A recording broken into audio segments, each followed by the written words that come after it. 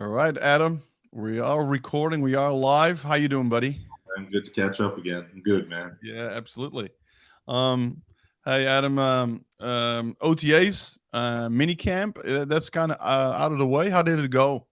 Yeah, it was pretty good, man. Obviously second year coming back with the team, with Doug and all the coaches and stuff. So, definitely wanted to be there, be part of it. I think that's a big thing now. I think they've kind of changed the way OTAs have been over probably the last like 5, 10 years, where it's like in these phases now. So you kind of come in, everyone's just working out like as a group, as groups, like no on the field stuff, and Ah, then it's that I think that's for about 2, 3 weeks, and then you kind of jump into a bit of like just coaches on the field still lifting and running, and then you start practicing against the offenses and defense a little bit, just in helmets, no one-on-ones, stuff like that. So it was pretty good, man. It's just good to get around the team, get around the guys, start building that culture for this year. I think that's the main part of OTAs now, and kind of developing some of those young guys that through the draft and through free agency that we're bringing in. yeah. Okay. Right. Yeah. So, yeah, I've been hearing about these phases and stuff before. Yeah. So is it you getting into the meeting rooms as well? Go over new stuff, that kind of thing, as Yeah, well. basically it's a lot of review from last year. So we'll kind of go through a lot of like just the stats and kind of like that junk stuff from last year, just where we need to improve. Not junk, but you know what I'm saying, all the Mhm. numbers and stuff. It'll be a lot more of like where we need to improve. So where we finish third down, where we finish, overall defense, turnovers, all the categories, Yeah. and kind of break that down, and then look at some of the film, look at what we did good, what we did bad, and I think the coaches do a lot of that while we're kind of away from the facility, and then we all come back and start working on it together. So it's definitely good to come back to a team with the same, you know, D coordinator, D line coach, things like that. So, it's always a bit easier because the verbiage, the language, the expectations, everything's established pretty quickly. Yeah, like you said, like when you're coaching staff, or at least the people that you are dealing with, right? Head man and the DC and the defensive line coach, and that's huge. Yeah, terminology. When you were in Denver, you've had a few changes there, didn't you? Yeah, I had a lot of head coach and D coordinator changes, Yeah. but D line coach remained the same for all Oh, he 4 stayed the same. All right. Yeah. Oh, A bit so can you different. remember? Can you remember how many different defenses you had in those 5 years that you were there, Um, or is so it? the first 2 years, basically, we played the same defense. After Wade Phillips left, I'm going blank here. Who Joe was there? Yeah, I'm not good with those. Remember those names either. was a DB coach. Joe forgot the last name. He ended up going to the Browns, DC at the Browns the last couple of years. But he took over for the year, ran the same system that we were kind of running, because it was a system that they won the Super Bowl with in Denver. And then the next 2 years was Vic Fangio or Vance Joseph for a year or 2 years, and then Vic Okay. Fangio the last year. So, you know, 4 or 5 different head coaches. It was all pretty similar scheme at the end of the day. It was all 3-4. Right. Kind of that base 3-4 shell, and then played a lot of like nickel, defense like that. And then it just depends who you have in the secondary that you can move around and do a lot more of the other stuff, dime, all the other packages where you're kind of taking out now your big guys, and it's just all pass rushers and coverage guys. Yeah. Sometimes it's not even linebackers on the field; it's just straight DBs and like a couple pass rushers. So it's a different game now, and just to see how defenses are even evolving now, it's awesome. I think the Mm. game's like such a crazy level. You look at the type of guys and what they're doing, and it's really cool. Mm. No, I'm just thinking, like if you have the consistency of your scheme, consistency of your position coach, that makes a big difference.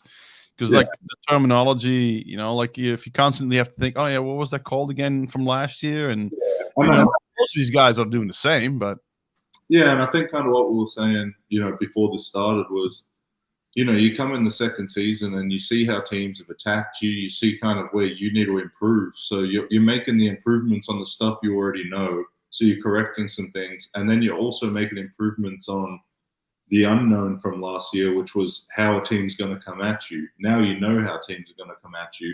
So you have a little bit of information there that you can like add into how now we're going to call our defense or how we might disguise defense and do other things like that. So that's the benefit of coming back to the same system, because now when I'm talking to my D-line coach on the sideline, when I'm talking to him even now in OTAs about like film or whatever it is, the language we can use is like that next level. A lot of coaches say like, you learn like basic level math and now it's like algebra, and then it's like level 3 algebra, all that. Now you're doing like calculus. So it's just you're adding all these other branches to what you already know. But, you got to understand those base fundamentals to be able to like even get to that next level. Otherwise you're just kind of sitting there lost. And that's where I think for younger players coming into the league and guys who are, younger players even now in college, the biggest thing is understanding like the fundamentals of what a defense is. Like, it's crazy. I've been in D-line rooms where like coach will want them to draw up like a nickel defense, and guys don't even know what players are on the field, like what 11 guys are on the field in a nickel defense. Yeah. So it's like, and don't get me wrong, like you're there to do your job. You're not there to do anybody else's job. So it doesn't matter. But the benefit of also knowing who's around you and what they're doing, you play off each other, you can help each other, see things that guys don't see, you can communicate that way. So, all these things are now coming into play now this second year. I'm watching our linebackers, our secondary, our defensive front all communicate. We've got guys returning at every level. I don't think we really lost anyone. I think we lost 2 pass rushers. So, we got a lot of guys coming back, 2 pass rushers and a DB. So we got a lot of guys coming back all over the field, and a lot of young talent that's stepping into a lot of those positions. So nice. Good. Yeah, because that you on every level you get that where guys, really just focus on what they're doing, and like you said, if you're really good at what you're doing and you don't know anybody else's job, great. Yeah. But you can, if you have the full picture, that changes a bunch of stuff too. Yeah, communication, things you see, maybe it's help somebody out who didn't see the formation or that adjustment or whatever it is, and it makes a big difference. But so in terms of you saw like going over all these numbers from last year, right? Have you how much time do you spend as a defense together doing that? Yeah, so because as I was saying, like the OTAs are a bit different now in these phase things. So like really I think the first block, you're only there for 5-6 hours maybe. So you got to get your lift in, you got to get your running in, recovery in, your individual meetings in, your defensive meetings in. So typically we'll do like 45 minutes maybe of like defense, 40 minutes of special teams, and then like maybe like 15, 20 minutes or 30 minutes of individual at that point for like the vets. And then the rookies are kind of there an extra hour or 2 in the afternoon. So the rookies have a different schedule to most of the vets. But yeah, the vets are typically there like 6 hours a day or something.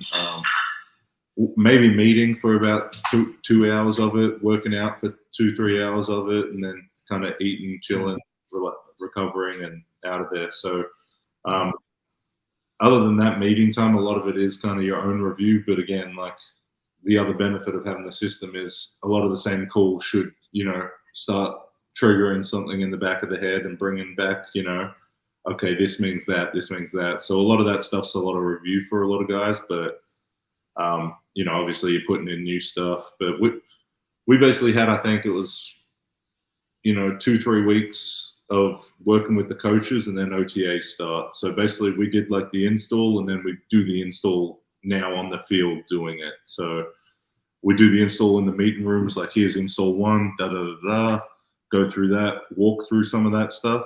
And then once we're in the actual OTA practices, we'll start with like install 1 when we're going against the offense. And we'll start like our base against their 12 personnel, our sub against their 11, just working like regular down and distances, things like that.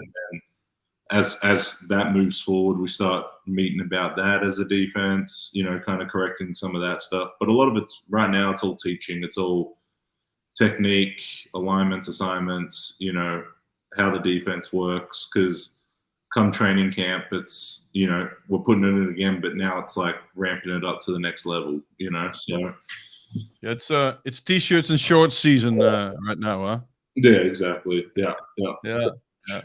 And so my thinking was in regards to these numbers, right? Where you like a third and whatever situations, and you go like sometimes you got to deal with the pass rush and the coverage element. Like if there is communication between the pass rushers and the coverage guys on like we need in this situation we need a little bit more help here, or you guys can help us out there, how that communication goes. Yeah, definitely. I think and again that comes down to when you play with the certain guys that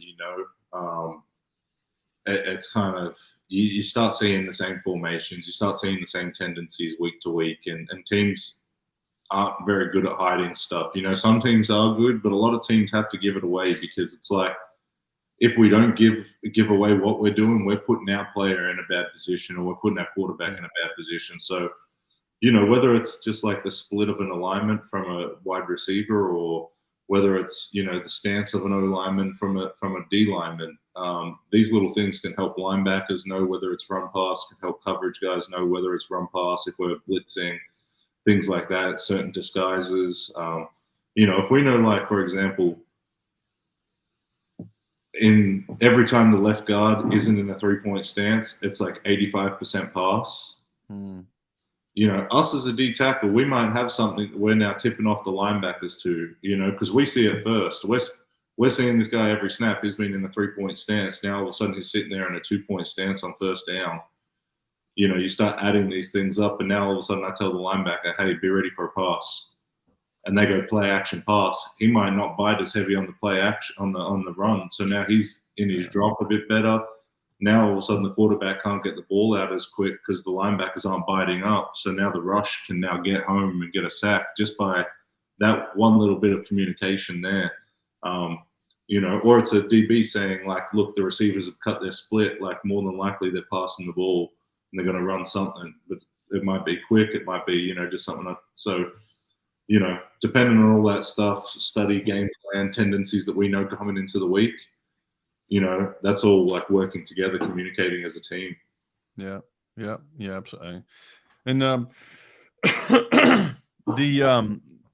you said that most of the guys coming back, like for the second year together, like that communication just improves just because, right? Like the experience you have together. Yeah. Your neighbor, that you've been working with for the last 12 months. His voice, how he works. And now it's like, okay, let's take what we did last year, both of us, even collectively, communication-wise, like how did we work together and even improve that, And that's what the OTAs is for, It can be like, even me and the guys that are pass rushers, like, for example, it could be like, hey, man, this year, like, when we start seeing some of these formations, like, let's start running some games, or let's start doing this instead of sitting here playing like, well, I'm playing my game with this guy, you're playing your game. Let's play 2v1, but 2v1, Me and you are working together. It doesn't matter against who, but me and you are both on the same page of what we're doing together, So whether it's the back might be to my side, and I know, like, most likely the center's going to slide away. I might just run a spike straight away and like get on the center's back. And now that the nose already knows that the center's coming to him, so he's going to set the center up and just wrap it straight away without me telling him, because we've already seen the formation. We understand shoot at second and 7 plus. They might have just ran the ball, so they're probably going to pass the ball. So I just look at him and he already knows, because we did, that's something that might not have been there last year. But now we're able to, kind of craft it through last year into this year. So those little things just start happening a bit quicker. And I think that's the thing you see about great teams. It's like they keep those core kind of things built into their thing because they retain the coaches, they retain a lot of the same players, and the players like develop all together into those dynasty kind of franchises and stuff. And we're hoping that we can start something like that and get back to the playoffs and make it a back-to-back playoff or championship kind of season, and if then follow it up again and set a new tone of what the expectations are for us coming in each year. Yeah, nice. Hey, Yeah. you triggered something there when you said spike. Like, that's the 3 technique coming inside. Mm-hmm. That's we call that spike 2 here, right? So you're talking about what we call a tom game, where the tackle comes inside and the nose wraps. Yeah.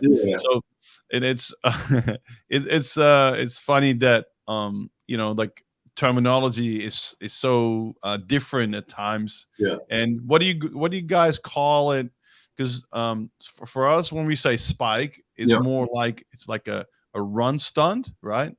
So if I would want to call a run stunt from the sideline, I'd call it spike. If I want to call that same pass stunt with a tackle in the nose, we call it tom, right? Yeah. So do you guys make a differentiation between that? Yeah. So if I'm running a spike, there's a couple of different things. So if we're in like a base defense, for example, just like a 4-3 kind of look, but we're running it out of like a 3-4, and the backers they're in a bit more of a spread formation. That other linebacker or safety who's kind of coming down into the box to make it like a 4-3. If he has to be like kind of a bit displaced from the formation, he might give the 3-tech a spike, for example, because he might have a gap and have to get to like a outside side. So he might spike the 3-tech, knowing that, if it does get to pass, would love the nose to wrap, but the nose should feel it anyway, because that 3-tech should be going. The nose should be playing run. The 3-tech's going to get off and hit it. So the nose should just feel it. So he doesn't really need a bit. But in other things, a lot of the time we just say we got a spike. But if it's just spike in the call, the nose is going to know to wrap. That's just how it is. But we'll have like spikes in there where it's just a linebacker coming through, and we'll like spike the 3-tech to the A gap. And as the linebacker's hitting the B, if the guard is like, if the center comes to the spike, then the linebacker's going to wrap it. So the spike's going to stay in there and get back on the guard's back. So he's going to spike it and try and climb and pick off the guard's back. The linebacker's going to hit that B gap because they're sliding that way and then wrap back under the spike. All right. But if the slide's going the other way, shoot, the guy that's running the spike's probably going to get on the center's back, which means the guard's going to block down on him. The linebacker's going to have to be one-on-one with the running back. Yeah. Because the tackle. Yeah, so he's just going to stay B gap. So, things like that we can add in too, where it's like a spike, but you're kind of covered by like a linebacker, or like even, we call it like a lightning or something, where it's the end and the 3-tech going and then the nose wraps it or whatever. But, it's as easy, like what I was saying before, if we know that it's pass and I come down and I just look at the nose or whatever, and I know the back's to my side, we know what the protection is. We're running it regardless because we know what the protection is. So I'm going to run it. But just say we come down there and all of a sudden now the center's given us the protection and he points to me as the 3-tech, it's automatically flipped in our heads. So I automatically know now the nose is going to spike and get on the going to get on the back of the center because the center's come out and pointed to the 3-tech. Yeah. I'm just going to rush, basically head up the guard, draw that center a little bit, and then the nose is going to be right on that center's back and be ready to go, So it's just as easy as doing something like that. Or we know they're a back protection team where they might hop the back, do stuff like that. You just kind of have to, and that's where the trust of playing with the same guys. We've been able to review last year, look at this, because that's missed opportunities, When we're out there on the field, that's missed sacks, that, damn, dude, you should have just told me you were running a spike and I would have wrapped. And Yeah. both running into each other, Yeah. Or like, damn, you should have just told me you wanted to beat the guy inside and you just say, hey, cover me as a 3-tech. Cover me, yeah. You're not running a spike, but you're just going to beat the guy clean. and I'll just bull rush the center and wrap you once you beat him clean, you know, things like that. So you can kind of take things to the next level, which I'm excited about. And yeah, I think we've got a real good defense this year, so I'm excited. Yeah, yeah. Look, as so many guys already said, because we started sort of OTAs here as well, and everybody go like, "Oh, I can't wait for the season to start." Like it's like my thing is about don't be talking about can't wait. Talk about just keep preparing for the season, right? If you have time, use the time in your advantage. But it's always about figure of speech in terms of how excited they are. It's great, but also get excited about preparation, right? I definitely think coming into this year, it's like shoot, year 8, coming off a playoff run, it is exciting. Instead of coming in being like, damn, dude, like nothing we did last year worked, and we're kind of wiping the board clean, and you're just putting in all this work with like an unknown of, shoot, we don't even know who our head coach is going to be, things like that. It's like now we're working with the expectation. So when you're showing up at work, there's like more, we're being to where we want to get to, and the work that it takes. The work's going to get us there, but now we've kind of seen a bit of the path. Like, let's be ready to do that journey again. We know it's a long, hard road. There's a lot of shit we're going to go through. So it's preparing off the field, on the field. It's everything. Like you can physically yourself right, but it's like doing the work in the film room now, because you do have the advantage of second year and that seeing all that stuff. So just doing it. That's a good segue preparation, right? So you've been healthy coming out of the season, then you start building again. Where are you now, physically compared to previous years? Yeah, I feel like probably the biggest thing that's changed, I feel like I'm probably about 10 pounds lighter than most, than probably my first like 4 or 5 years in the league. Okay. And I just think, I don't know if it's more just like my body's just kind of found its balance now. But yeah, I think more the position that I'm playing, it's less of like that 2-gapping run style and things like that. So it's become a bit more of like that run and 4-3 and attack defense and stuff. So, with that, it's a different build that you got to be. But yeah, I feel like I feel good, man. I feel like it's kind of just keep going at this point. It's almost like routine at this point. You have your system down in terms of recovery. Like literally right before I jumped on here, I had those boots on, the compression boots, and I think at this point in my career, it's like I've kind of figured out what works for me, and I feel like, and I've got all the recovery stuff at the house here. I've got the workout stuff, so I've kind of built this like sanctuary where this is my job. It's no longer like just a dream. This is my reality. So, it is my job to eat good, to take care of my body, to do the right things, to rest, to do all that stuff. And I think it's just, it's crazy how, time flies, and I'm hoping to do as much as I can and hopefully play another 8, Yeah. The my head coach for Europe, Bart Andrus, he always said to the guys in early meetings, he's like, coming out of college, your mentality has always been, I want to do as little as I can get away with, right?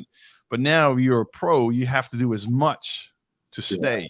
If you don't do it, somebody else was going to do it. Right? So if you want this job, you like you said, you better lift right, you better run right, you better eat right, you better recover right. Like it's like a no-brainer. There's a competition is there. Well, if you don't do all the work, man, somebody else will. And that's the thing I realized was, well, look, you're going to have the 15, 30 guys that are going to be on the roster, regardless of what shape they come into in training camp, unless they're injured or whatever. And that's kind of just how it is. They can come in, whether they're a bit overweight, underweight, might not be running as fast as what they need to be, might not be as strong as what they need to be. Those guys are just going to be there because they're paid, and that's what it is. That's just the organization has to deal with that. But those guys are also professionals who take care of themselves and are going to show up in good shape too.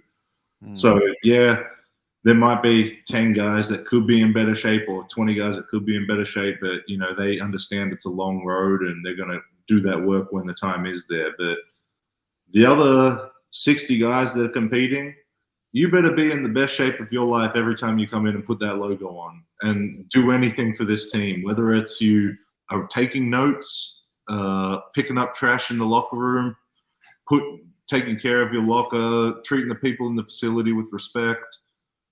You have to do everything right to stay in that thing, you know, until you become one of those other guys that can say, you know what, let me leave my cleats out, or let me, you know, forget to like pick up a piece of trash or something. Not just bad examples, but you know what I'm saying? Yeah. The other 60 guys, man, it's like, it doesn't matter if it's OTA practice 1 or Sunday night football. You know, that's your Sunday night football is every day.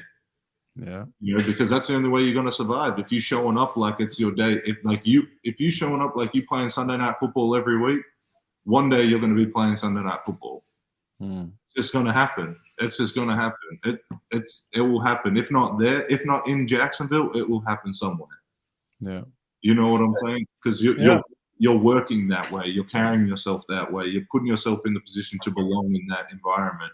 Yeah. Where if you come and you're like, well, shit, I got drafted, or, you know, I just got here, you know, coach has me 3rd string on the depth chart. I'm not even getting a rep. Dude, it takes one guy to go down for now you to start getting 10 reps. And if you're not ready for those 10 reps and you put out 10 shit reps, guess what, dude? We don't care that you didn't know Buddy was going to get hurt. See you later. You know, we're going to get someone in who is ready. Or you might not get another 10 reps. So, you know, you really got to be on it at all times. It's yeah. It's good. It's good. That's how it works, eh? But it's like is that saying is like you don't dress for the job you have, you dress for the where is he? I'm going back to the charger. All right.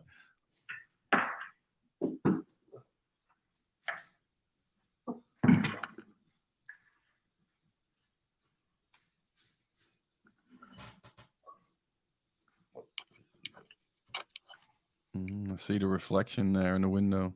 Yeah.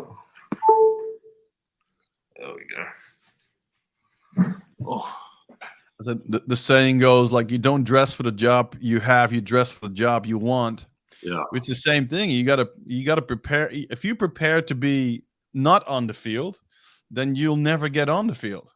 Yeah. You gotta prepare every week like it's like, you know, winning depends on you. If we can get that mentality, you know, then you have a chance, eh? Yeah, 100%. I think that's where like a lot of young guys, you know, do fumble it. Is you can show up one day and everyone can pat you on the back and look how great I am, but guess what? The very next day, if you're not doing that, you're not meeting the expectations that we're holding you to now. So if you're going to put something out there, you better be able to back it up every single day, because a one-hit wonder doesn't last, you know. That's not going to last. That's not what the teams want, you know. They want someone who's going to come in and do everything that they need to be done every play, you know. So some consistency. Yeah, definitely. And, on the field, off the field, you know, it's you're a representation of the organization, and if that's what they want, you know, that's what you got to give them. Yeah. In terms of that preparation, right? Are you say you're a little bit lighter than you used to be? Yeah. How is that with going with strength and that kind of stuff? Are you constantly? I feel like you know, maybe my very top end strength might not be as high as what it has been. You know, I was probably at my heaviest. I was like 315 at one point.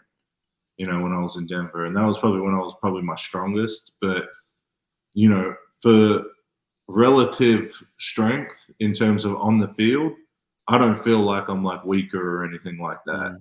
I feel more explosive. I feel like I'm running better, all those things. And I think what's opened my eyes more is being less about chasing numbers in the gym and working more on like, okay, how is this lift like a couple fireworks? It's July 4th tomorrow. So yeah, sure. That's what's going on in the background. But it's less about like, shoot, I need to chase an 800-pound squat because dude, I'm never going to be in that position on the field or an 800-pound bench. Yeah, it's nice to have that, but would I rather be able to change direction or, be able to flip my hips or something like that a bit better over that? Yeah, probably. I'd rather be able to turn my hips better than bench pressing.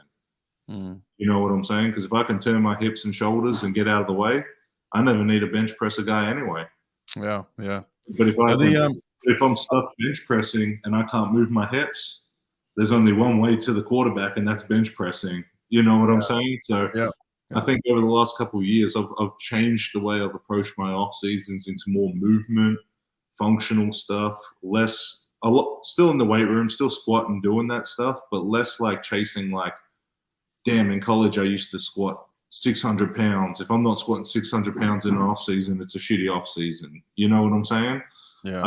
It's more of like well, shoot, let's squat 450 or 500 if you want to go heavy, but do it well, and then supplement that with like some explosive movements like a get off or a sled pull or something, a sled get off or a broad jump or something like that. And, just trying to taper my workouts a bit differently than just like I need to be like almost like a meathead in the weight room. More of like I need to be like just a bigger linebacker, because the game's so fast now, and guys are so athletic everywhere on the field. It's like if you're not keeping up athletically, and these young guys that are coming in are like crazy athletic, so it's like staying functional, I think, has been a big part of me probably not getting hurt as much as I think, because I went away from like those super heavy like weight room lifts, and I think more into like the movement, working on some of the little stuff and the little movement,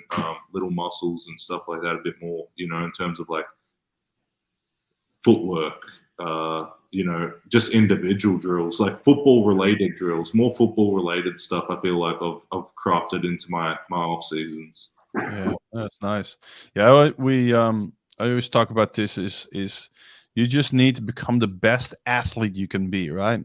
Yeah. And the best athlete doesn't have to be, the strongest bencher or, I've learned this through I think it's the All Blacks and in rugby talk about this. It's like a threshold. Look, in the NFL, there are the draft grades from all the combine scores, right? And like a minimum draftable score is a 6. The highest is a 9, right? Yeah. But the way the way I was told in rugby for them was like, all right, so if you have a 6 or a 7, that is a threshold that you need to be at. Yeah. And then if you then are so much stronger, doesn't make you a better rugby player. Yeah. I mean, like, so, but if you have all these, tests they do, and it's all within that threshold, then you become physically right. Because that's the thing. I mean,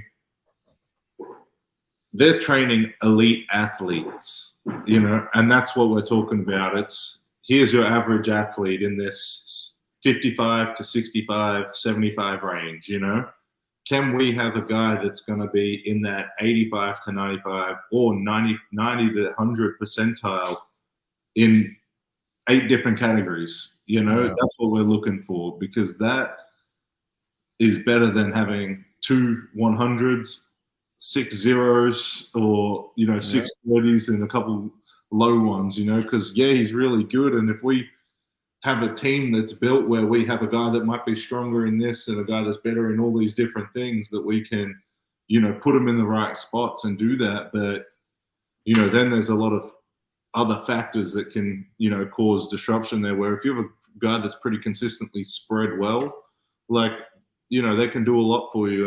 And they're like Swiss Army knives. You've got 11 of them on defense. You can put them in any position. They know what everyone's doing. They can, you might have a safety come down and play linebacker one week because it's a better matchup, just because he can do that. That can really help you in terms of like on the field. But this guy's not weight room linebacker. He doesn't weigh as much as a linebacker. He can't squat or lift as much as a linebacker. But when the ball's being run in the A gap and he knows it's run in the A gap, it doesn't matter what you bench press. And this guy's coming down and going to hit you at the line of scrimmage. Like, and to block a faster guy like that is different too. All that stuff stuff goes out the window and this guy's coming downhill quicker and he's going to put his shoulder right probably at a lower point than a linebacker too. And, at the end of the day, you're hoping that can get the job done. But, we're talking at the end of the day, I look at it like, what's a 355-pound bench to a 385-pound bench? What's the difference? What's a 395 or what's a 450 for a single versus a 500 for a single? It's sometimes like, you're like, there is a bit of difference there, but then it's like, in relative to what we're doing in our sport, where you're not laying on a bench holding a bar and doing that, we're chasing and tackling people. Does that extra 50 pounds of bench press really impact the play that much, and versus the risk of reward of you chasing that number in the weight room for maybe 3-4 weeks, getting your bench press up, doing damage to your muscles, your cartilage, all that stuff over time. Yeah. Because now we're talking like, you can do that one off season, but if we're talking like you're doing that 8-9 off seasons, that you're chasing 500 pounds on the bench, that's a lot of weight that you're bench pressing to get back to those numbers that's adding up over years, and if you're not doing proper recovery or you might have an injury from the year or something, it's, it can just cause some more issues. So I found like really more fine tuning the body, recovering from some injuries, and then, kind of building it up to more of an athlete, like what we're talking about, doing a lot of the stuff like, me and you would do, like footwork, change of direction, conditioning, VO2 max type stuff, resisted band running, sled pushes, sled pulls, all that type of stuff. And then, mixing that in with the explosive lifts, the squats, the cleans, snatches, some bench chains and stuff like that. And then that's supplemented with, the accessory work, whether it's working on your joints, your knees, all that other stuff. That's kind of how it's all. It's the more you can do, right? That's it, man. Like that's your job. You make the time for it. It's your job. And the more you can do, there's always something that you can be doing. And like you weigh up the risk rewards, and you if you want to be here, you'll figure out a way to make it work so you are here, So I don't know if you saw this the other day, but it was posted on Twitter. I didn't see it on Twitter. I'm not on Twitter actually, or not much, I should say. Saquon Barkley was squatting 800 pounds or something. He's like, I've seen him do that in college, some heavy squats, and now that, like, hey, I'm gonna look. This guy's a special athlete, but 800 pounds as a running back. If you're the head coach of New York or the GM of New York, what do you think of that? I don't like it. I look at he's had a knee surgery in the last couple of years. Dude, you don't need to be doing that. Yeah. We want you out here playing football. We don't need you to be a powerlifter. For your confidence, you might want that. But at the end of the day, dude, like, we're not weightlifters. We're not paid to weightlift. We're not training in weightlifting. We're not getting specialized training in weightlifting. The coaches that you're probably seeing out there at the places you're training at, these facilities, these guys haven't seen you for the last 6 months of the year and how your body is being beat up, hurt. They haven't seen your MRIs. They haven't seen none of this stuff. You know what I'm saying? Through the football season, now all of a sudden I'm with you for an off season, and 6 weeks after being with you, I'm going to start squatting like over 600 pounds and doing all this stuff. And it just seems like, you as you progress into like your career, there's just certain things that like put the risk on the football field. Don't damage your body off the field. I think, and there's correct ways to lift and stuff like that, but just it's unnecessary damage, even though it doesn't feel like it's doing damage to your body. Lifting weights is damaging your body. That's how you grow muscle. That's how everything gets stronger. It rips the muscles. It does that. So, putting 600 pounds on your back or 800 pounds on your back and doing that, he probably had to do a 500 before that, and then a 6 or 750, and then like an 800. So you add that up, that's 21, 100 pounds for the day that he's squatted. Is that winning? I just look at some of that stuff like over the long run of the individual. It's not going to help your knees. It's not going to help that stuff. Pull 400 on the bar and squat it, explosively. There's other methods to like get those gains without having to squat 800 pounds and put that damage or the risk, dude. Just unracking the weight. You might unrack it, and just as you're stepping back, your back might slip out. You might throw your back out just holding 800 pounds on your shoulders. Yeah. You might just go to squat and your knee fucking gives out because it's just too much weight on that rep, So there's a lot of trade-off, like where, if you're at 400 pounds, we know you can squat 700 pounds. I don't need to see you squat 700 pounds. Do 400 pounds for 5 reps, make it look fucking great, and then let's go do something else. Yeah. Look, I never professed to be an expert in weightlifting or strength training, and look, I've done a ton of it myself. When I was playing, and it was always about getting bigger and stronger. Like it was mostly running the ball. I would say, it wasn't a passing game and speed, but look, the wear and tear comes to mind, right? You don't need that much muscle and strength at the running back position. It's not benefiting you anymore. Like you're as explosive. You're not going to get any more explosive and stronger than you might get stronger, but the explosion and stuff now. You're coming off an ACL. You're now 20, probably 26, 27. Yeah, you might be able to get close to what it was, but you're right in that time of like you're in your peak, bro. Like, don't try and chase something that's crazy and hurt yourself so you can't even get close to where you're at now. Undo all the hard work you've already done by trying to. I still need to get back to who I am, or back better than that, or something like that, And you're actually damaging yourself further, thinking you're bettering yourself, In 2-3 years now, he might be done because it's like, well, damn, dude, if you didn't do all those back squats fucking every off season, like you might actually have another season or two of like some good knees, Maybe, I don't know. I could be full of shit and he could play 15 more years for all I know. Yeah. Well, sure. Everybody's different too, right? I mean, but I look at weightlifters and stuff like that. I look at the guys who do that shit and their bodies are broken when they're done and they're just weightlifting. So if we're weightlifting and playing football and doing all that stuff, I mean, it's just a lot of like, it could just be like, shoot, you could have some micro tears in your quads and now all of a sudden, first game of the season, you tear a quad, or, just from damage in the off season that you might not be that aware of that's just been accumulating. And now, because game day, you're going 150 miles an hour. It's not 110, it's 150 miles an hour. You tear a quad, you rip a hamstring from overtraining. You went too hard in the off season. You're lifting too much weights in the off season.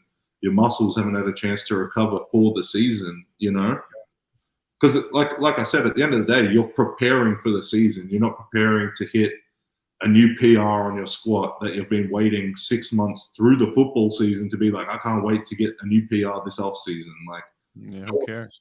During the season, everyone's saying like, I can't wait to get to game day, but you got to get to game day now. So, yeah, like I do believe, that I believe in conditioning, right? Yeah. When whatever strength you have that for 5 quarters, then you believe, you better believe that you can finish a game.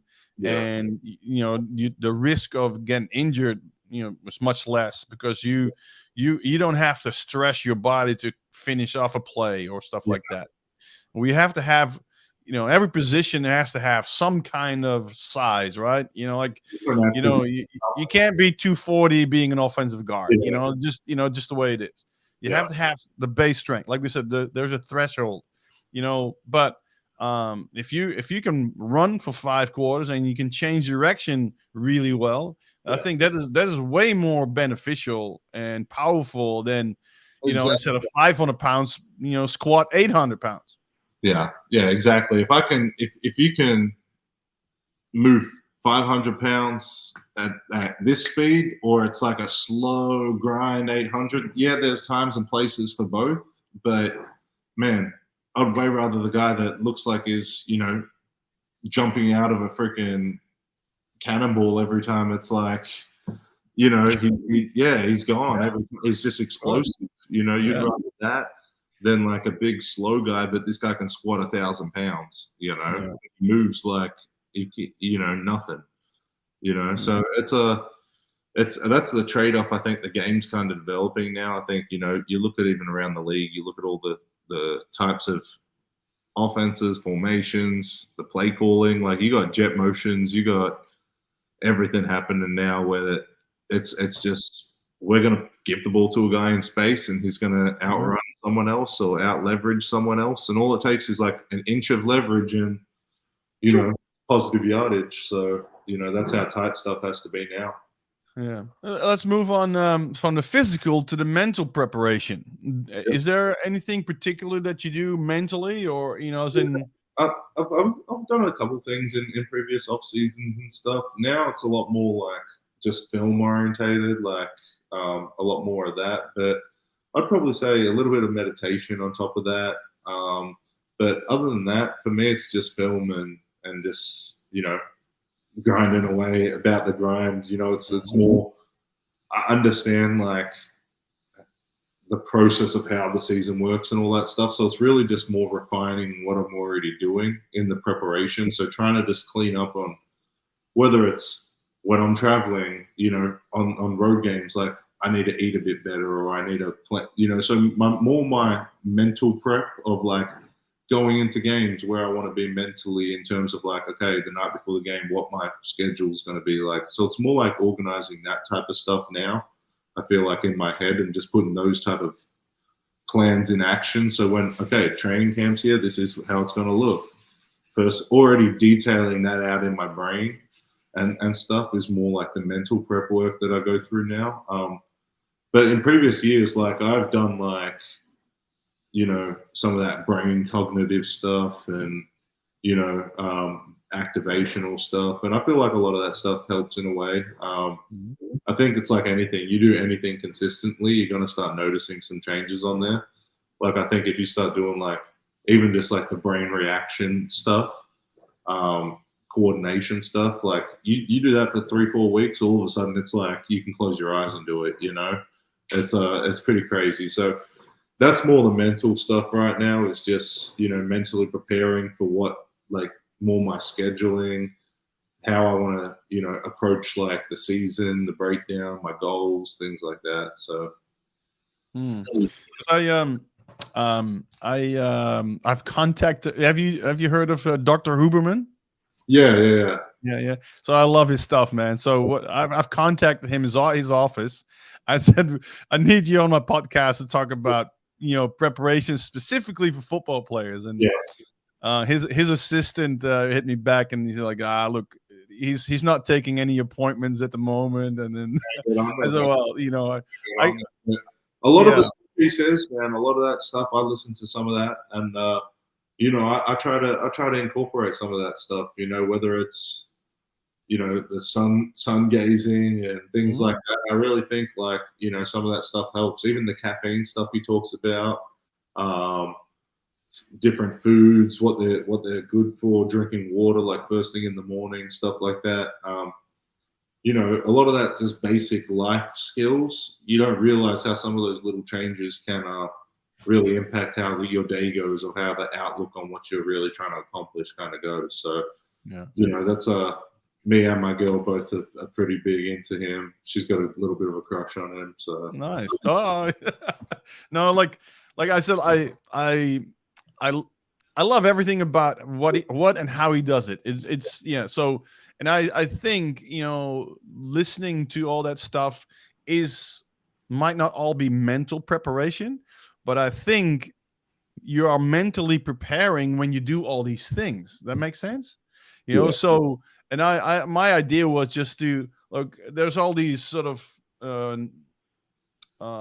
the stuff that he talks about, how can we talk about this specific for football players? All right, how's that those things fit? And like maybe in the future, but or find somebody else who is. But Well, I think what we were kind of talking about there was like, it's, you start doing these little things and they become routine, and you realize like, now I'm holding these routines, and that does something in your brain. It starts putting things into like categories. So now like, I already know like, in terms of my 24-hour cycle that my brain's operating on, like throughout the day, X times for this, X times for that. It's everything slotted in. It's like a planner in your head that you're just rolling through, and it becomes so smooth where like you don't even think about it as a planner anymore. It's just like, that's just the way you operate, and that's just the way things go. And whether it is just incorporating like an ice bath every morning, you just have that in your schedule where like, it's not even, it's like a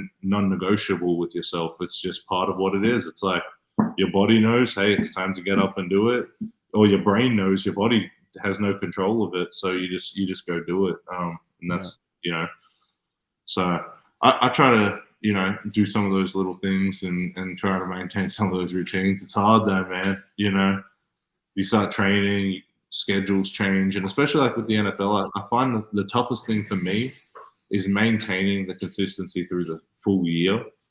I think it's you got like your season kind of schedule, you've got like a training camp kind of thing, an OTAs kind of thing, then a bunch of breaks in between. So it's just kind of managing what you're doing with your time and how you're approaching and attacking your off season with that kind of schedule, knowing like, you're going to be at the facility during this time, but then you're going to get a break. So what are you going to do with your break? Are you just going to stop all the good stuff that you've been doing, like while you were at work? Maybe it's taking supplements, maybe it's taking vitamins, or doing some of those things like the recovery, because you're there at the facility, you've been using the ice tubs. Now, because you're training somewhere else, you're just going to stop using the ice tubs. And what's that do to your body physiologically that you're not actually aware of? Your body's been used to receiving, this cold therapy and healing a certain way, or, maybe it's laser therapy and healing a certain way. And now all of a sudden it's not getting that at all, but you're putting 3 times the amount of work in. There might be certain things. So it's just about being mindful about that stuff through the whole year, I think, is more the thing that I meant by earlier.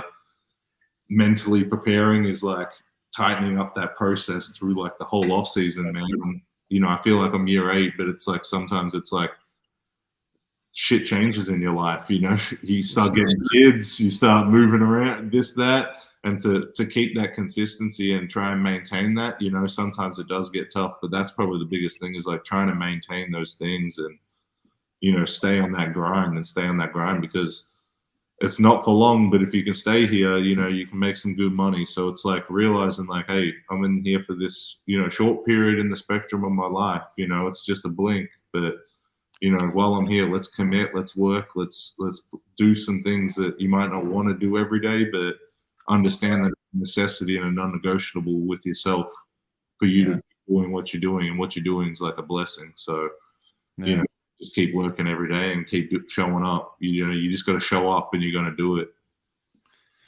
Yeah. So with the guys that I train to is look, it's a short-term investment for long-term gain. Yeah. Right. And there are things, obviously everybody starts playing this game because you saw it on TV, you liked it, you put on the pads, and you go like, man, this is it for me.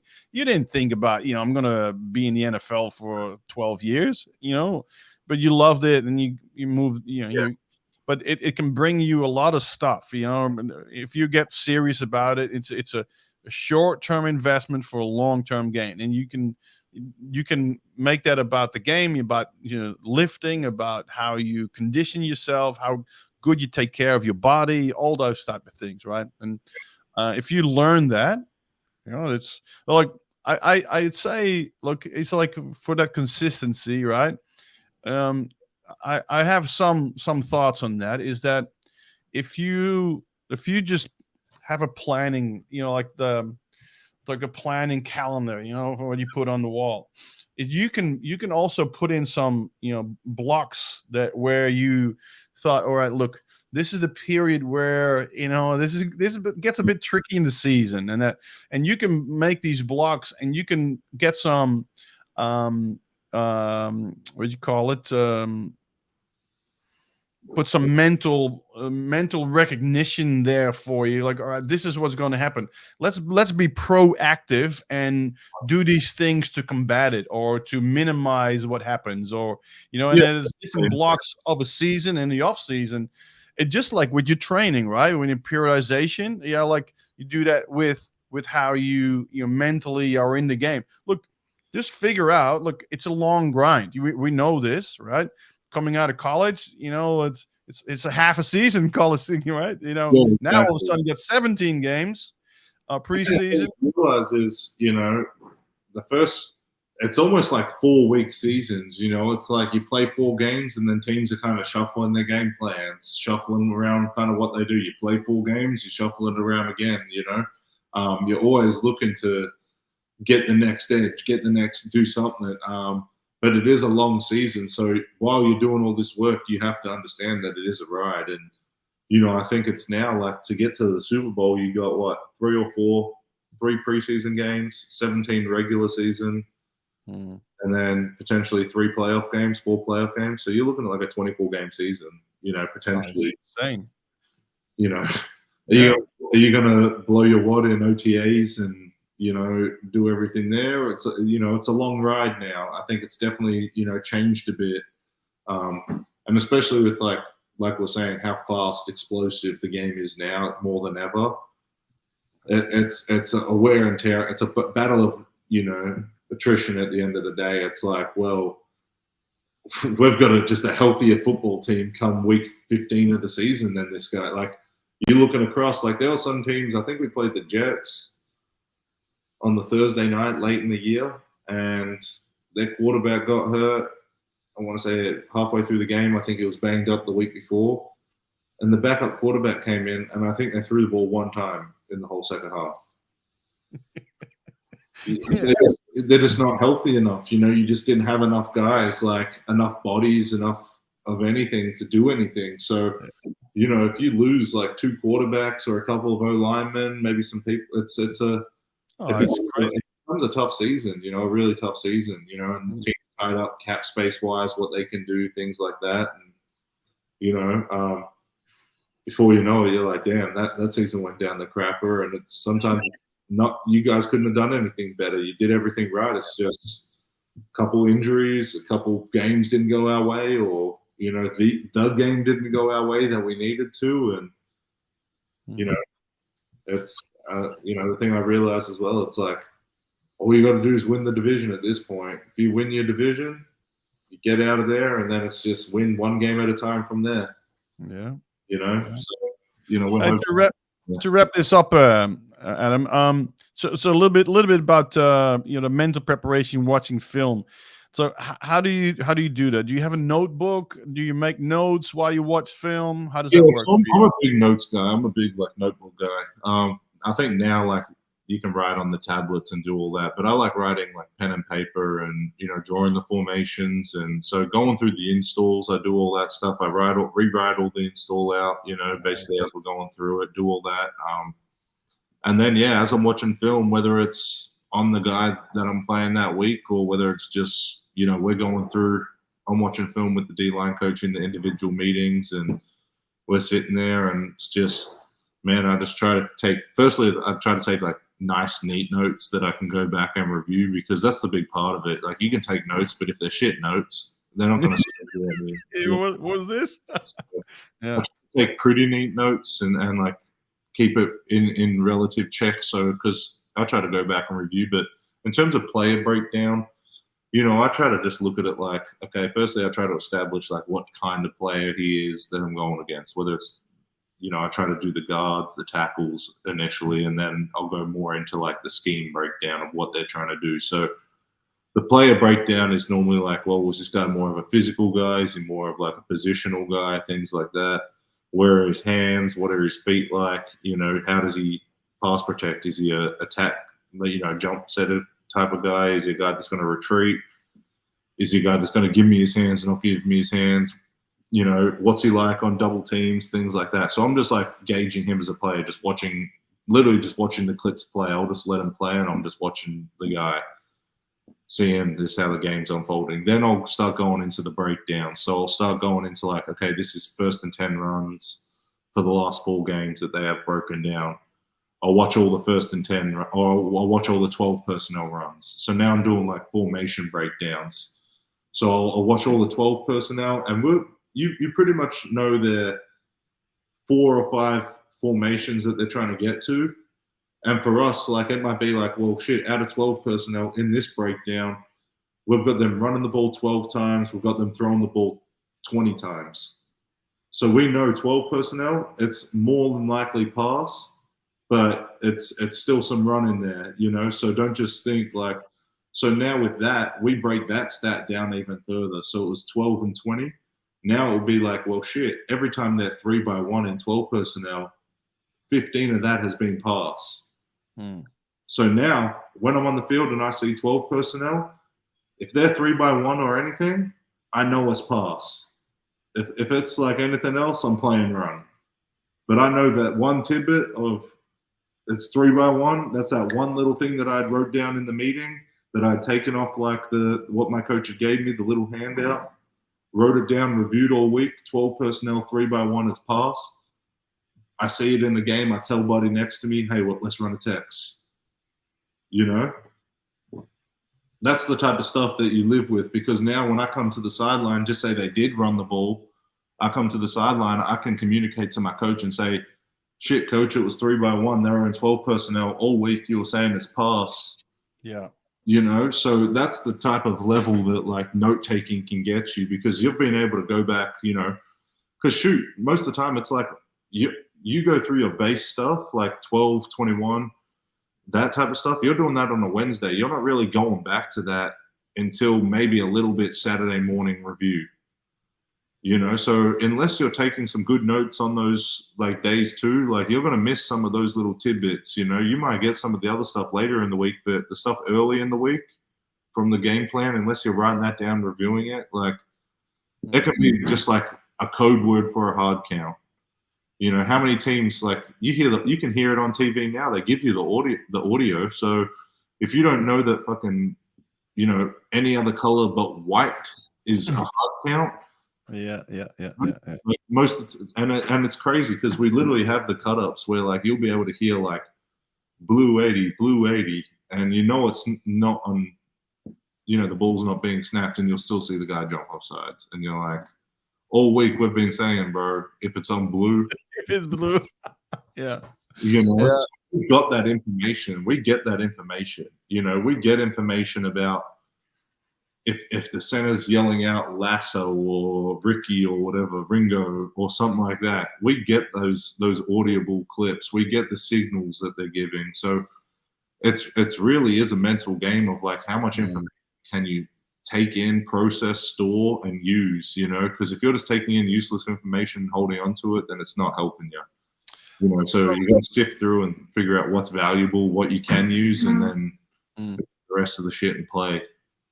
So that's a good one, just because it's, you know, do all the note taking or whatever, but the remembering and then the recall, right? Is there, look, some people are better at remembering stuff than others. You know, like, you know, and I've been around a few guys who have these fucking photographic memories. Yeah. Now I don't. You know, that's so for me, I need to, during the week, I need to spend a lot of time remembering these stats.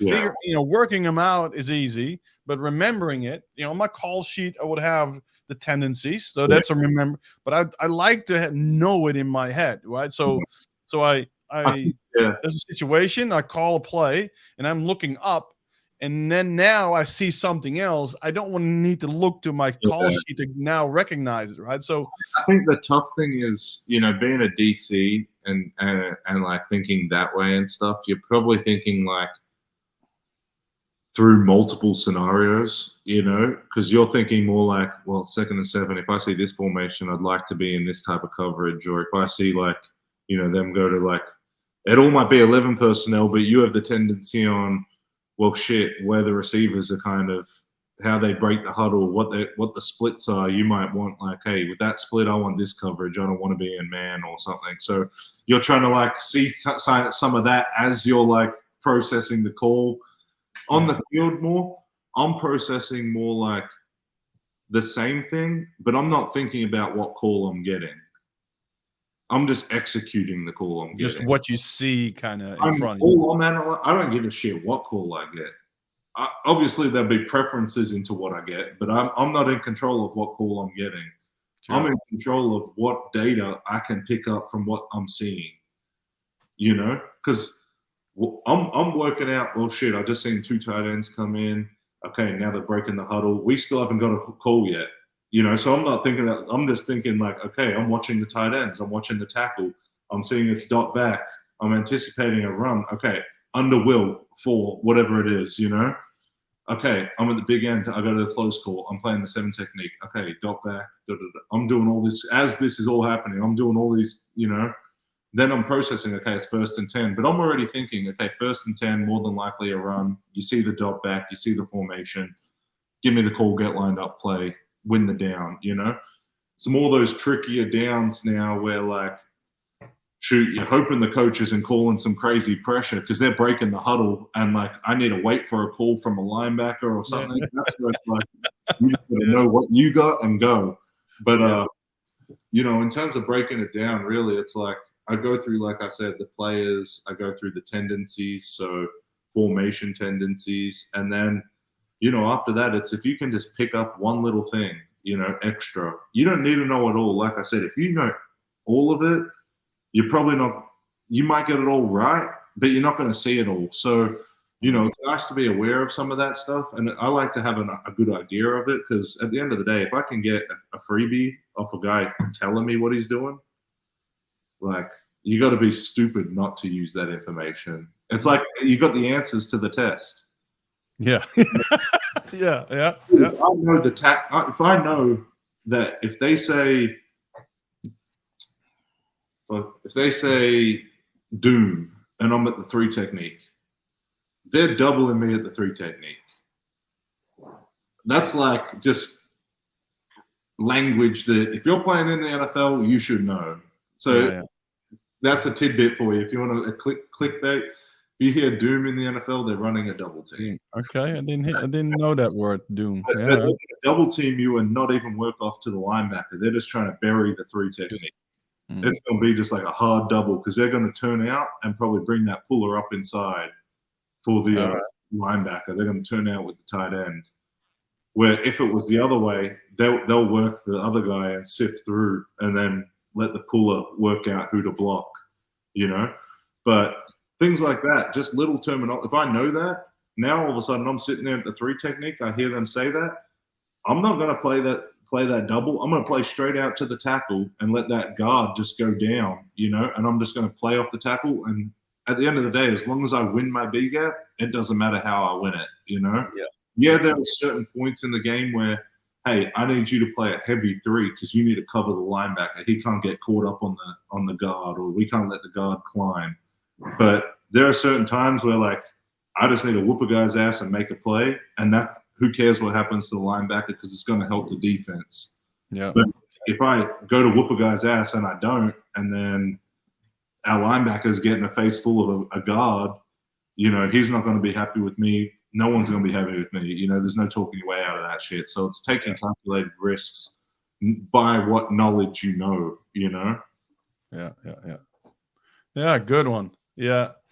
Doom. I have to listen for that then. Yeah, but I mean, it's because the way, you know, my first few years, like, I used to, like, I was like, what the fuck are all these linemen talking? Like, everyone, like, they're always talking, you know, but you don't know what the fuck. And they say you don't. Everyone tells you don't listen to the lineman, don't listen to them. But at the end of the day, if they're saying shit, they're gonna fuck their teammate up too now. So they can't say too much stuff without fucking their teammate up. Because after a while, they're gonna be like, their teammate's gonna be like, bro, what are you saying? Like, yeah. So the only information they're sharing is probably valuable information. Yeah, every now and then they might give you a dummy call.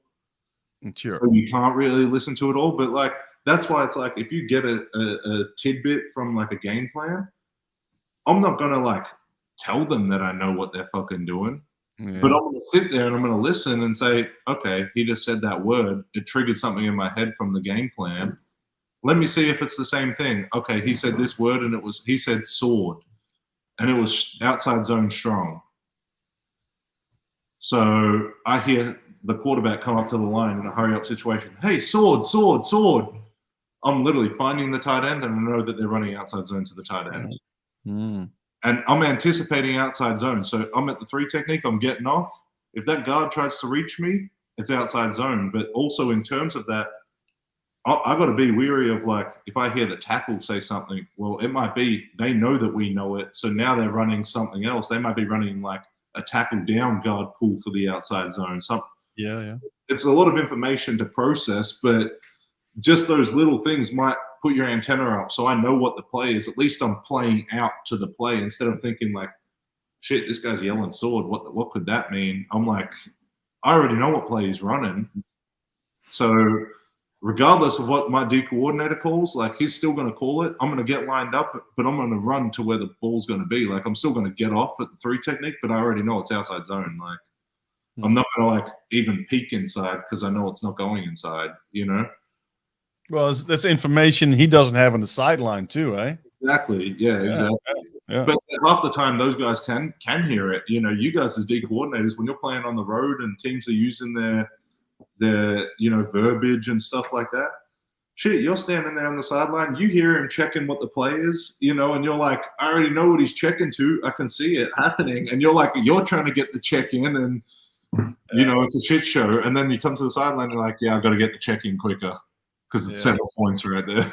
Well, so for us, you know, like we the defensive line, they make a lot of checks. The linebackers, DBs, they're all checking stuff, based on formation and stuff. Like because you don't know where you might know who is on the field, you don't know where they line up, right? So so that's a big thing for us. Like we've got the coaches up the top, the coaches on the field, and coming into the week, we really know, like, okay, in this formation, they want to attack this guy. And this, the analytics and the stats behind a lot of the stuff, that the regular fans don't get and don't see, it does break down the game to the point where you're basically like, where the ball's going.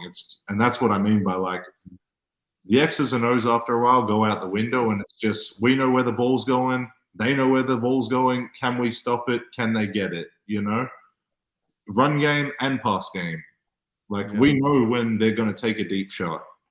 Yeah. We know when they're running something underneath. We know when they're running a handoff. We know when they're running power.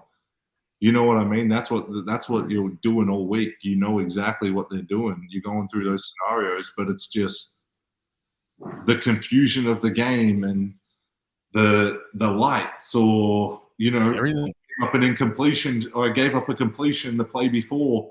How does that impact this play right here, right now? Forget everything else. Look at what they're doing, understand what we're doing, and do your job and win your matchup, And that's the whole thing. Like, if X's and O's are eliminated and everyone's doing the right thing on both sides, who is in the better position, playing with the better technique, doing that, Yeah. And that's what it comes down to at the end of the day. Because if you're doing that, more than likely you're going to win that snap. You have more guys winning that snap. You win that snap, and then you win more snaps. You win the game. So yeah, that's making plays, Adam. Formula, right? Hey, to finish up here today, Adam,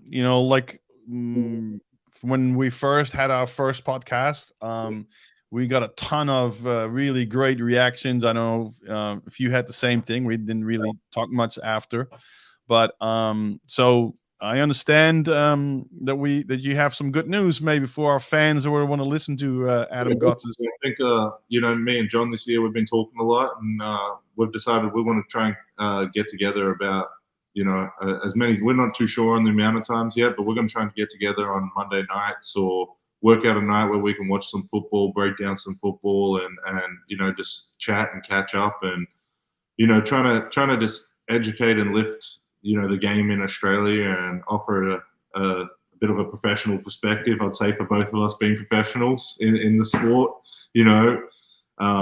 one current, one prior NFL employee. Yep. But no, just offer a bit more of an in-depth perspective. I think some of the stuff we talked about tonight, analyzing the game, some of those little things that, we can kind of offer to the regular fan or offer to just the regular listener of the podcast that wants to learn a bit more about football and some of the stuff that we do talk about. And then just kind of wrap up the week and what's happening around the league. I think just keeping people updated and, news around the league, myself, and just kind of follow us along this journey of, this season and see how it goes. That's right. Yeah. Look, like you said, like at the moment, it's what's the schedule like? Home games, away games. You got the international game, all that kind of stuff. So without putting in every week, whatever on it, we trying to get us together as regular as we can and provide some insight. Right? So, but yeah, definitely awesome. Yeah, that's the plan to get the Monday night games, and hopefully all the listeners can enjoy and. Tune in and jump on the following and hopefully follow some Jags games, Absolutely. I think, a few years ago, there was a lot more Broncos fans in Australia, and there's a few more Jags fans now. So we're trying to build that base. Right? Competing now. So, we're a bit spread thin now with the Aussies, but definitely. We got to get Jacksonville to the playoffs this year, so it'll be good and get some support from back home. That's right. Very good. All right, man. What time is it at the moment, BU? About 10 p.m. All right. Time to go to bed, man. You got to rest and July 4th. Working. Yeah, that's it. All right. Take it easy, brother. All right, we talk. See you, man. Thanks, bud.